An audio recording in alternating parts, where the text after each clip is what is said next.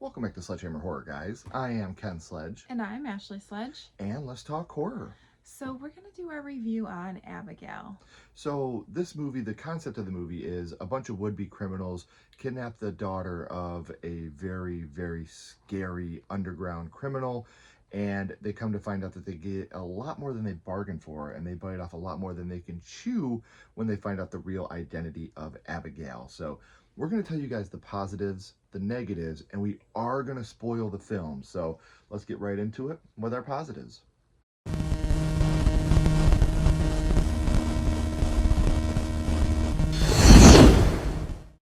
So we can't talk about this movie without talking about the cast. The whole cast is absolutely amazing.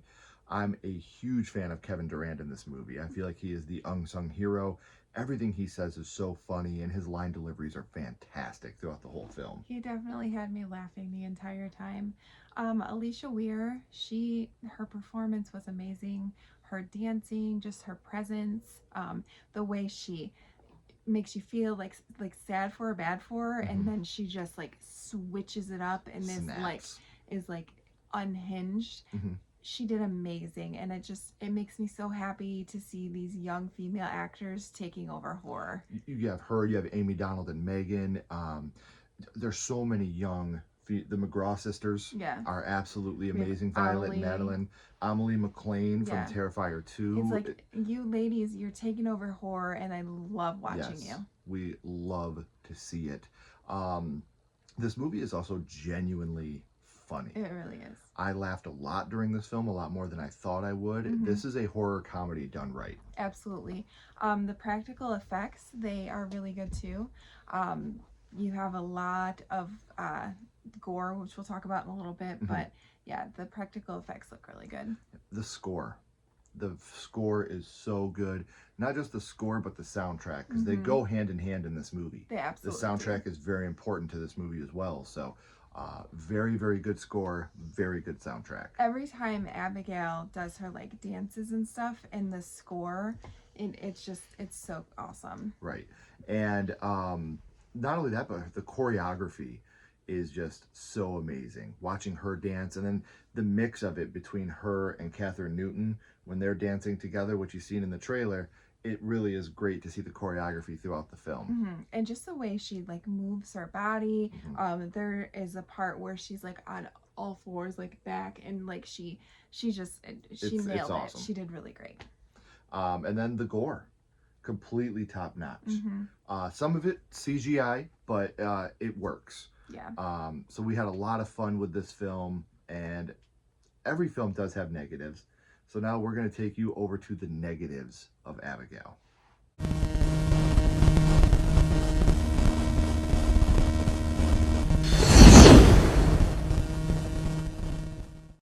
So now we're going to get into some of the negatives. Really, it's no fault to the movie, but the trailer gave away a lot. We seen a lot of like the gore and just like different things in the trailer that I wish we wouldn't have seen. I wish we would have kind of went into that blind. So the trailer there's certain scenes that are supposed to be suspenseful that are not if you've seen the trailer, because you know how the scene ends. You know what's going to happen in the scene. So again, we're reaching here, guys. Like, this isn't really the movie's fault that the trailer gave away so much. But one thing that is the movie's fault, there's a lot of off-screen kills in the movie. Some of them I would have really liked to have seen. One of them I understand, and we'll talk a little bit about it in, because I feel like they probably cut part of this death for a certain reason. But yeah, I wish we could have seen more of the kills that we did see on screen.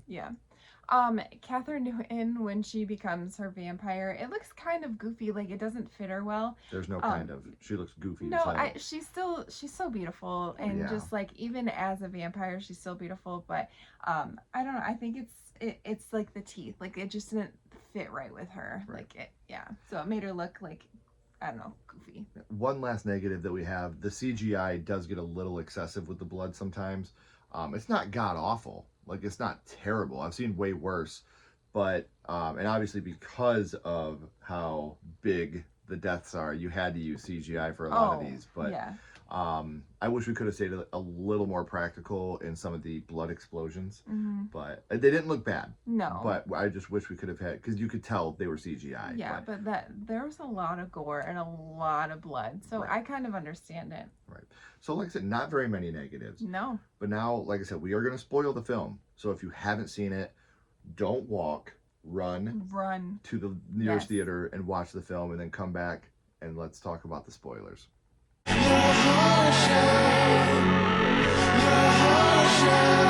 All right, guys, so we did warn you, we're going to spoil this movie now. It's new, so if you haven't seen it, please go see it Yes. and then come back. So we kind of already talked about this a little bit, but there was a decapitation death and also a face ripped off death, and we really wish we could have seen this happen in action. They were off screen, and it's kind of a bummer that we didn't get to actually see it. I feel like the decapitation death was on screen at first, but unfortunately Angus did lose his life Yes. in real life, so I feel like it would have been a lot more distasteful to show him being killed in the movie Yeah. after he had lost his life. The movie was dedicated to him, which I thought was amazing. So rest in peace. Yeah, but like I said, I feel like his death was probably a lot bigger the way that it played out, but good for radio silence. Yeah. You know, the young man lost his life. That's more important than a movie. Mhm. So, now this may have been me wishful thinking, but there's a part where Catherine Newton is in a pool full of dead bodies, and Nosferatu is in there. They did mention Nosferatu. They did drop his name, but Yeah. I feel like they had one of the dead bodies in there. And again, maybe my brain was playing tricks on me. I'll have to rewatch it. This is after one watch right out of the theater. Couldn't pause it, couldn't rewind it. Mm-hmm. That looked a lot like Nosferatu to me. Yeah. So if I'm wrong, I'm sorry, guys. I'm wrong. But to me, it looked like a total Nosferatu homage when she was in that swimming Mhm. pool.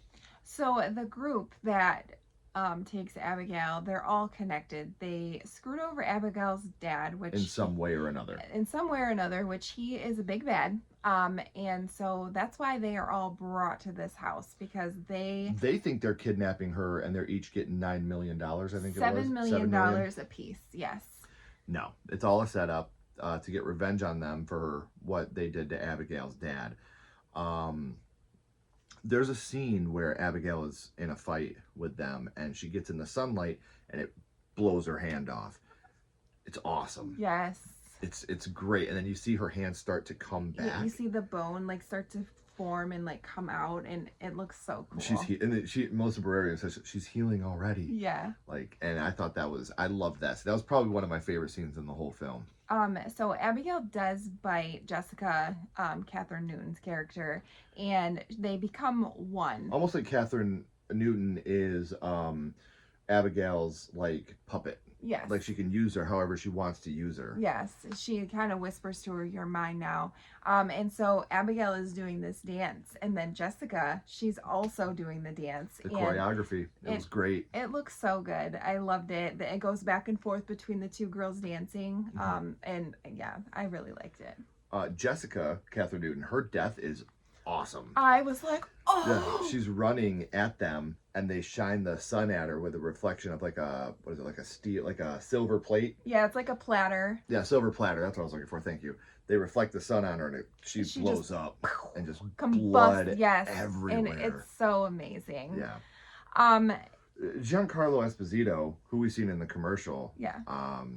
He is also a vampire. He is. I was like, okay, I guess it makes sense now why he was the reason he's there though. He was bitten and promised everlasting life to help them kill anybody that crosses Abigail's father. Yeah. Who's like pretty much like this big mafia type guy, is like the way he's described. The mafia vampire. Yeah, and there's a couple things that, like, I'm not gonna get too nitpicky, but that don't make sense about him and Abigail and what they do. But I'm not gonna nitpick for this one. Yeah. But, seeing Giancarlo Esposito as a vampire was fucking awesome. Yeah. I love him. I think he's great. And seeing him when he reveals himself as one of the vampires, you're like, yeah, that's awesome. That looks great. He looked really cool. Like, he did look like a badass. Yeah. Frank, so you kind of love to hate Frank a little bit. He's Like, a douchebag. he's an asshole, but it's like plot purposes, I guess. And Actor was great. Actor was The phenomenal. whole cast was awesome. Absolutely. But he becomes a vampire. He gets bit, and he wants to become the king now. That's the impression you get. Like he wants to make everybody his puppet and make them do what he wants them to do. So he tries to kill Abigail. He tries to drain her of all her blood. And then Abigail and Joey, Melissa Barrera's character, they team up and they take on Frank. And then at the end of the movie, you get to see Abigail's dad. Yeah. And, they let Joey live to go try to mend fences with her son. I kind of stopped rooting for her and a couple other characters when you find out, like, there's not good people. Like, she's a shitty mom. Yeah. But I think that she realizes that, she did wrong. People can change. Yeah, I get that. But people can change. You need to be there for your kids. And I think that that's why she was there in the first place, was to change and get money and to become the mom that she wasn't to her son. So money doesn't make you a parent. Remember that. So overall, I do really, really like this movie. And I think it's amazing that our two overall favorite movies of the year are really Universal monster spin-offs. Yes, we have vampires and Frankenstein's monster. So I love that Universal. Katherine Newton. I think I have like a girl crush on her a little bit. Don't blame me. She's amazing. She does great in these movies, and I just love this Universal like the renaissance we're getting for the Universal monsters, and modernizing them and showing what they can be. And this movie is going to get my highest rating of the year, actually, so far, and it's going to get a 4.5 out of 5. Which is that's very high for you. Yeah, there's a couple things that pull the movie down. Like I said, there's some of the things I'm not going to nitpick about, but with Abigail and her dad, like Abigail's dad sends her to do all his vampire stuff, but he's a vampire too, so why doesn't he just do it himself? She does it to impress her dad, and then her dad comes, he's like, I'm here now. Yeah. Like little things like that, but it's not a perfect movie, but holy shit, it's an amazing one. So I'm going to give it a 4.5 out of 5.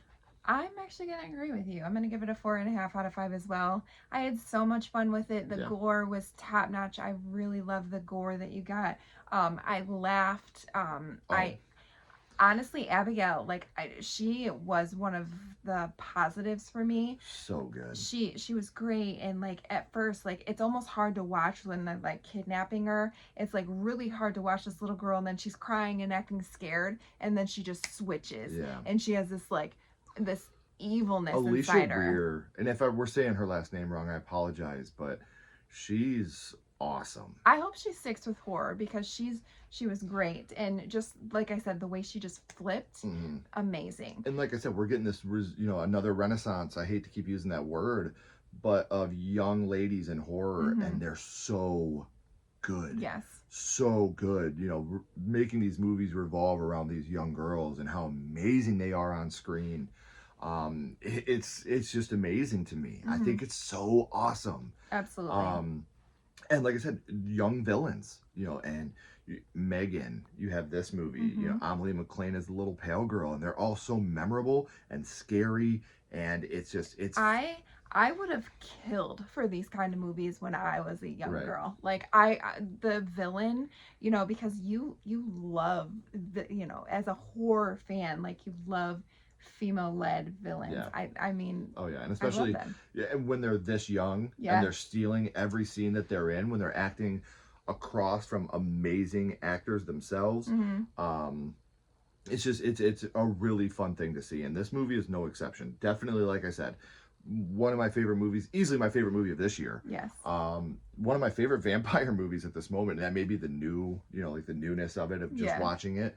I love this movie. I can't wait to watch it again. So, let us know in the comments, what did you guys think about Abigail? Do you like the idea of a potential sequel? Because they do leave it open to where they could make a sequel out of this film. Just let us know your overall thoughts. We would love to hear what you guys thought of the film. And if you haven't already, please like and subscribe. It helps build the channel more than you know. And follow Sledgehammer Horror on social media. Our links are in the description as well. But until next time, keep talking horror. Stay who you are. And we'll see you guys soon. Bye, guys.